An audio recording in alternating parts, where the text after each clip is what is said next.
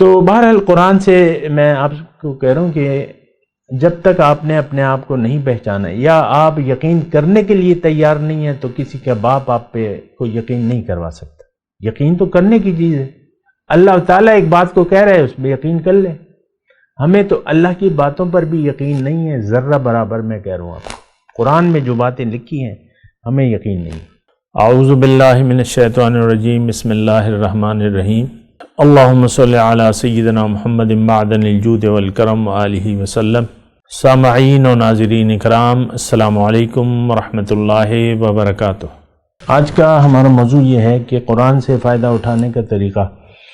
دیکھیں یعنی ایک بات سمجھنی بہت زیادہ ضروری ہے کہ انسان اگر اپنی حقیقت کو نہیں جانتا اور نہ جاننے کی کوشش کرتا ہے تو اس کی زندگی بیکار گزرے گی. یہ ایک جملہ ہے، اس پہ آپ غور کریں. یہ اپنے آپ کو ضائع کر رہا ہے اور یہ ناکام زندگی گزارے گا اگر یہ اپنی حقیقت کو نہ جانے اور اس پر یقین نہ کرے. بات تو یقین کی بھی ہے نا. کوئی آپ سے کہہ دے کہ بھئی تمہاری حقیقت تو روح ہے، تو آپ نے ایک کان سے سنا اور دوسرے کان سے نکال دیا، بس بات ختم ہوگی. کسی کے بتانے کا فائدہ کیا ہوا جب آپ یقین ہی نہیں کر رہے. تو دراصل یہ ہے کہ انسان یعنی جو انسان کی ہستی ہے یہ بہت معزز ہے. ایک تو معزز ہے اور کیوں کہ اس میں روح ربانی ہے. اللہ کی پھونکی ہوئی ایک روح ہے اس میں. اور وہ کتنے دنوں میں آتی ہے ہمارے اندر؟ جب بچہ ماں کے پیٹ میں 120 دن کا ہو جاتا ہے تب آتی ہے. وَنَفَخْتُ فِيهِ مِن رُوحِي فَقَعُوا لَهُ سَاجِدِينَ. فرشتوں سے جب اللہ تعالیٰ نے کہا کہ بھئی میں خلیفہ پیدا کر رہا ہوں، اب یہ انسان کی جب میں ظاہر جسم برابر کر دوں اور اس میں اپنی روح پھونکوں تو تب تم نے اس کو سجدہ کرنا ہے. فَسَجَدَ الْمَلَائِكَةُ كُلُّهُمْ أَجْمَعُونَ. پھر سجدہ کیا تمام فرشتوں نے انسان کو. تمام فرشتوں میں حضرت جبرائیل علیہ السلام شامل ہیں؟ شامل ہیں. حضرت میکائیل علیہ السلام، سارے مقرب فرشتے. فسجد الملائکۃ کلہم اجمعون. آپ اپنے آپ کو تو پہچانیں. یہ بھی بات ہے نا. ہم نے اپنے آپ کو پہچانا نہیں ہے. سب سے پہلے اپنی پہچان ہے. اس پہ آپ غور کریں، ڈائلاگ کریں، کیا کریں. بہرحال اس پہ آپ یقین حاصل کرنے کی کوشش کریں کہ میں تو وہ نہیں ہوں جو کہ نظر آ رہا ہوں، میں تو اس کے اندر ہوں. میرے اندر ایک بہت قیمتی چیز ہے. ہمارے شیخ ایک شعر سناتے تھے کہ گر نبود ذات حق اندر وجود، آب و گل را کہ ملک کر دے سجود. اے انسان، اگر تم میں وہ ذات حق نہ ہوتی تو یہ آب، پانی، مٹی، یہ سب تمہیں سجدہ کیسے کرتے پھر؟ اس وقت بھی دیکھیں یہ تمام کائنات مسخر ہے انسان کے لیے. زمین اپنے خزانے کس کے لیے اگل رہی ہے؟ یہ خربوزے، یہ آم، یہ کیلے، یہ انگور، یہ جامن اور یہ سیب، یہ ناشپاتی، یہ الوچے، یہ کھجور، یہ انار، بہت ساری چیزیں ہیں. یہ مٹی سے بن رہی ہیں. مٹی کس کے لیے بنا رہی ہے یہ چیزیں؟ آپ کو اپنی قدر و قیمت کا پتہ ہی نہیں ہے. ساری کائنات اللہ کے سامنے سجدہ ریز ہے. پھر اللہ تعالیٰ نے ہمارے فائدے کے لیے مسخر کر دی. وقتاً فوقتاً آپ دیکھ لیں ساری چیزیں اللہ تعالیٰ نکال رہا ہے. پیٹرول تو لاکھوں سال سے موجود ہے، گیس تو لاکھوں سال سے موجود ہے. کوئلہ تھا نہیں تھا پتہ، بس لکڑی تھی جلانے کے لیے. پھر ایندھن اور یہ ذرائع آج تو اسی پر چل رہی ہے. اب یہ سولر ہے، اس میں اللہ تعالیٰ نے طاقت رکھ دی. تو یہ ساری اللہ کی ربوبیت ہے اور ہمیں ایک تو یہ ہے کہ ہم اپنے آپ سے غافل ہیں، ایک ہمارے ساتھ مسئلہ یہ ہے، ہمیں اپنے اوپر یقین نہیں ہے۔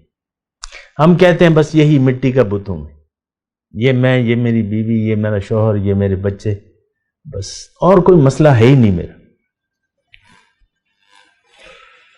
آپ دیکھ لیں لوگ بس ظاہر میں پریشان ہیں، ظاہر کے لیے پریشان ہیں، ہر ایک پریشان ہے۔ وزیر اعظم صاحب سب سے زیادہ پریشان ہیں۔ آپ دیکھ لیں ان کے انداز کو اور باتوں کے انداز کو، بس NRO نہیں دوں گا اور یہ نہیں دوں گا، بس یہی ہے اور ہے، اور اپوزیشن میں بھی یہی ہے، ظاہر کے لیے ہے نا ساری پریشانی۔ کوئی ریڑھی والا ہے، اس سے کوئی فکر نہیں ہے اس کو اپنی آخرت کی۔ ٹھیک ہے بھئی، اگر تم غریب ہو، لیکن غربت تو یہ اس کا مطلب یہ نہیں ہے کہ تم اپنے آپ سے غافل ہو جاؤ۔ کوئی اگر نیستی کما رہا ہے، بس کہتے ہیں نیستے والیو کا نا، تو اس کا یہ مطلب تو نہیں ہے کہ تم اپنے آپ کو بھول کے زندگی گزارو یا دنیا ہی کے ہو کے رہو۔ ہر شخص آج کا اپنی حقیقت سے غافل ہے۔ دوسری مزے کی بات یہ ہے کہ اس کو ضرورت بھی نہیں محسوس ہو رہی اپنے آپ کو پہچاننے کی، اور یہ ظاہر میں خوش ہے، بس ماں مچیڑا۔ اب یہ ہمارے درس وغیرہ ہیں، لوگ سنتے ہیں، نیٹ پہ بھی موجود ہیں، لیکن کوئی مزید اس کی وہ سوال نہیں پوچھتا کہ بھئی مزید کیا ہے، آگے کا مسئلہ کیا ہے، یا کیا ہے اس کا عملی طریقہ کیا ہے، کوئی نہیں۔ آپ دیکھ لیں ہمارے عام طور پہ درس میں یا تو بس فضول قسم کے کمنٹ ہوں گے، کسی نے دل کی شکل لگا دی اور 4-5 دل دے دیے ہمیں، اور تو کچھ نہیں ہے۔ یعنی انسان طالب بھی نہیں ہے، جو ہم کہہ رہے ہیں، جو قرآن کہہ رہا ہے اس کا طالب بھی نہیں ہے، اور قرآن کی تو آپ دیکھ لیں طلب تو ہمیں ہے ہی نہیں آج۔ یعنی آپ اندازہ تو لگائیں، یہ قرآن تو ہمیں اللہ تک کا راستہ بھی بتاتا ہے اور اللہ تک پہنچاتا بھی ہے۔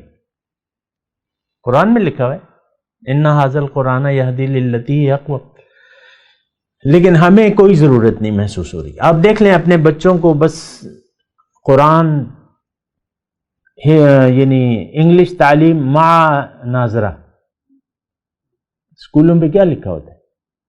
انگلش تعلیم مع ناظرہ، مع حفظ قرآن۔ کوئی عجیب صورتحال ہے۔ تو یعنی اس اپنے رویوں پر بھی غور کرنا چاہیے۔ ہم خود دنیا کے طالب ہیں، ہم خود اپنی حقیقت پر یقین نہیں ہے۔